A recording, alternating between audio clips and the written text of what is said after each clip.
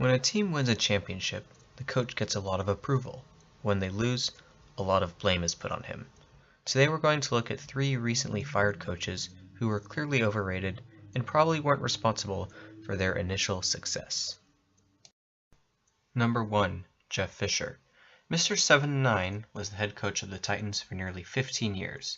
He is responsible for ruining Vince Young's career, and they lost their first home playoff game after finishing 13-3 and the number 1 seed in the AFC. Oh, and they were also 1 yard short. After the Titans got rid of him in 2010, the Rams signed him, where he failed to make the playoffs in 6 seasons.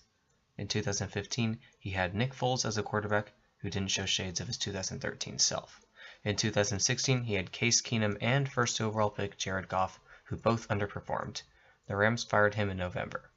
In 2017, Case Keenum would go on to have a great year with the Vikings, and Jared Goff the same with the Rams. Nick Foles led the Eagles to the Super Bowl victory, and the Rams made the playoffs for the first time in 13 years. The Titans made the playoffs for the first time in 9 years. And remember the Super Bowl run in 1999, aided by this missed illegal forward pass? Well, the victims of that play, the Bills, made the playoffs for the first time in 18 years. Number 2. Joel Quenneville.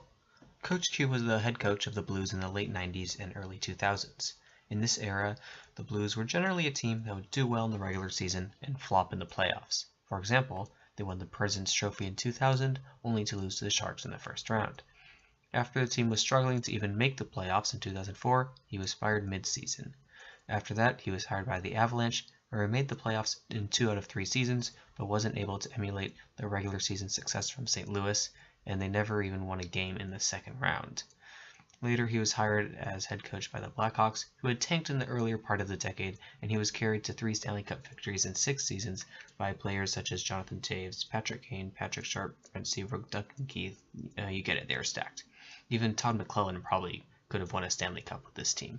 After general manager Stan Bowman screwed the team over after 2016, he was unable to recapture the success. They got swept in the first round in 2017, missed the playoffs in 2018, and had a terrible start the following year, which got him fired. Number 3. Tyronn Lue. The former David Blatt assistant was promoted to head coach of the Cavaliers when management, LeBron, fired head coach David Blatt midway through the 2015-16 season. The Warriors choked in the 2016 NBA Finals, giving the Cavs, LeBron, and Coach Lue the NBA title. The following year, they lost the Dubs in 5 and got swept in the finals the year after that. After LeBron left for LA, the team started out 0-6 and was fired as he was basically a puppet for LeBron. Well, thanks for watching. Let me know if there's someone I should or shouldn't have included. Feel free to hit like and subscribe down below. See you all later. Smith brings it back out, throws it to Hill. Hill shot blocked. And we'll go to overtime. You get the feeling J.R. Smith thought they had the lead. He didn't know the score. I think exactly. That's a bad mistake by J.R. Smith. And LeBron James was trying to get a timeout.